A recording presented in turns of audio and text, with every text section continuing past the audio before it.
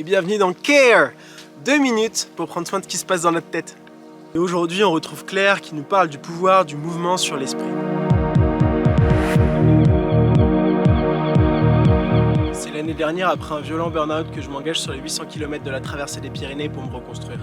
L'objectif, me sortir de la dépression grâce à la montagne. En attendant la sortie du film qui retrace cette histoire, je te partage la parole de celles et ceux qui m'ont accompagné sur les sentiers de la guérison. Dans cette série, ils te partagent leurs astuces pour mieux prendre soin de ta santé mentale.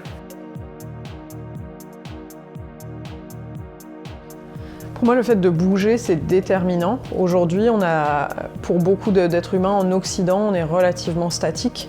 Et on va noter qu'il y a des formes d'anxiété, de dépression qui sont extrêmement présentes pour beaucoup d'individus. Pour moi, c'est entre autres lié au fait qu'on ne bouge pas suffisamment notre corps. Et marcher, il y a cette idée de remettre le corps en mouvement et de le mettre dans le mouvement le plus naturel qui soit. De tous les moyens de transport qu'on a, marcher, c'est celui qui est le plus organique pour le corps. Naturellement, beaucoup d'entre nous, on a cette intuition que bouger, c'est une des choses qui va faire qu'on va pouvoir processer tout ce que la vie nous amène à processer.